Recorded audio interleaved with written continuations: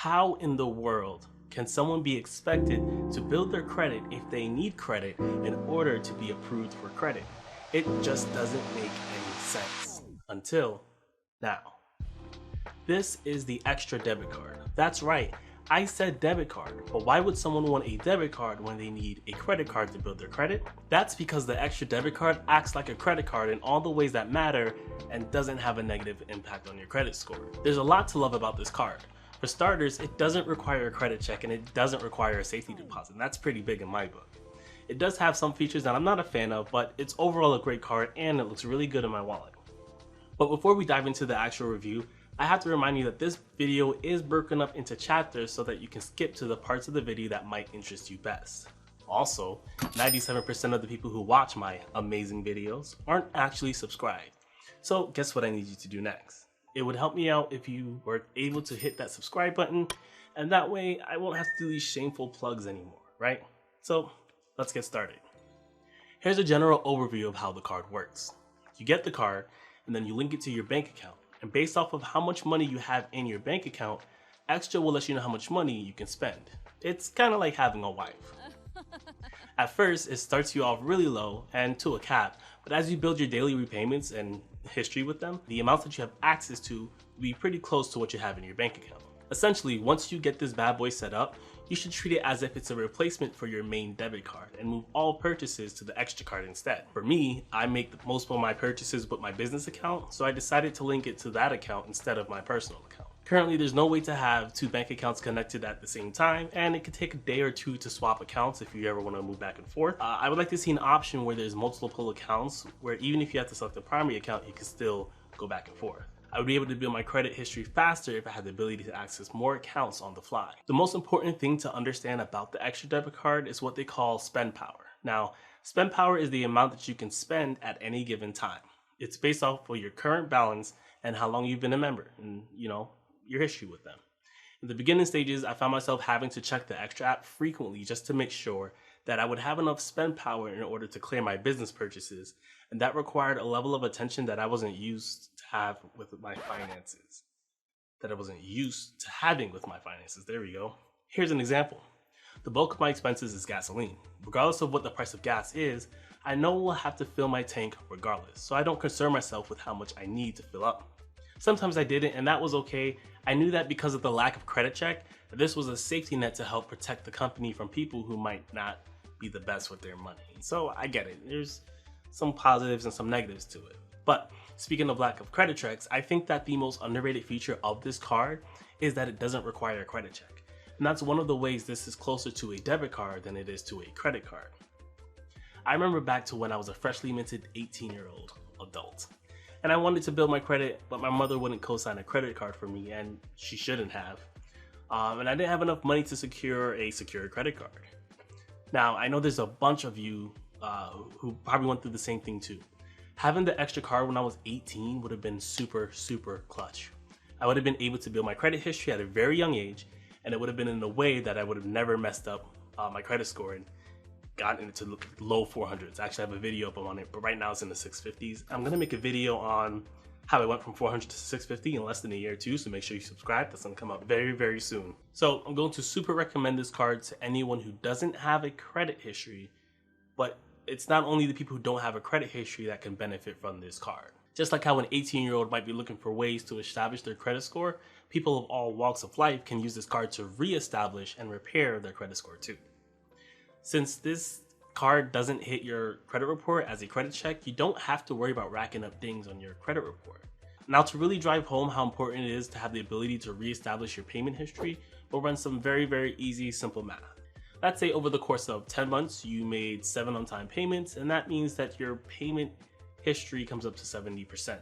If you wanted to improve your payment history to 90%, it would take 18 months of never missing a payment again to get your payment history to 90% if you were not using the extra debit card.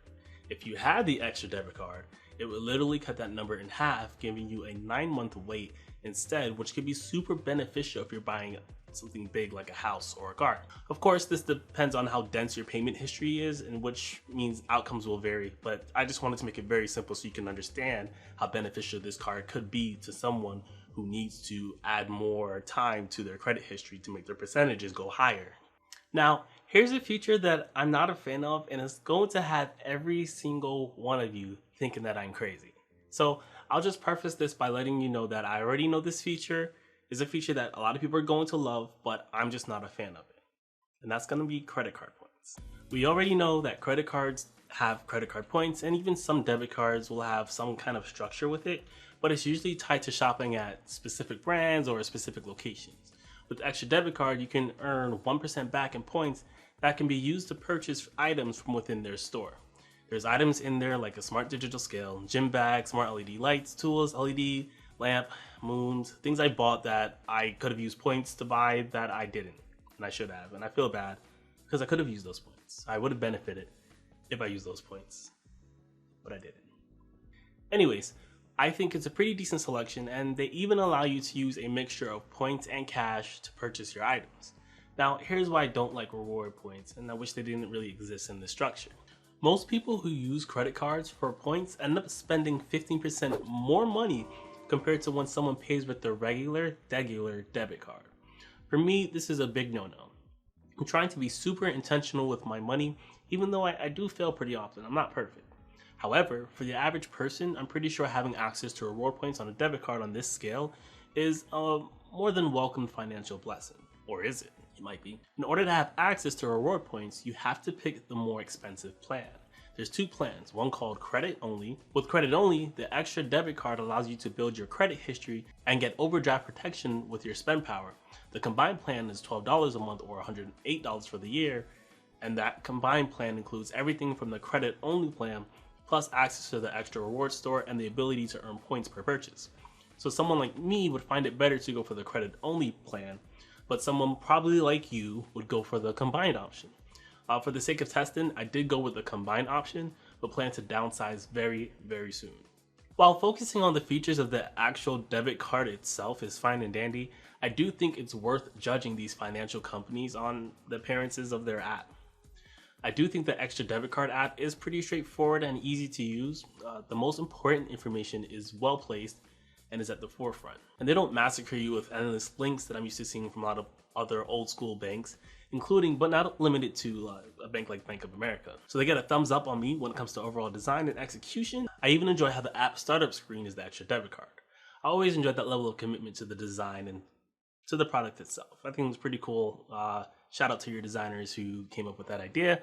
It's not completely unique, but it's appreciated to pay that much attention to something that often does not get paid a lot of attention to. Overall, I went from skeptical to being pretty excited that a debit card can actually have a positive impact on your credit score.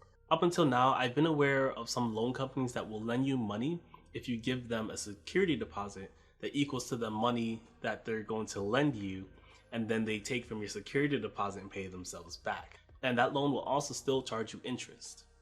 It's not the best way to go about it, but I think extra is a better step and eliminates the need for a security deposit or, and I cannot stress this enough, a credit check. Super important.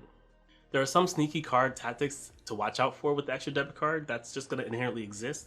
It still takes 1 to 3 days for funds to be pulled from your account, so you have to watch out that other bills and payments that may hit the card at the same time. So remember, some bank account transactions are not instantaneous. It could take 1 to 3 business days too.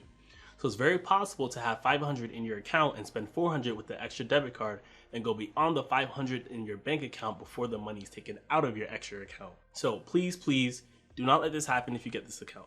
The banks made $12 billion in overdraft fees, charging broke people for being broke. And if you're watching my channel, the goal is to not be broke anymore. So subscribe. Compared to someone who pays with their regular debit.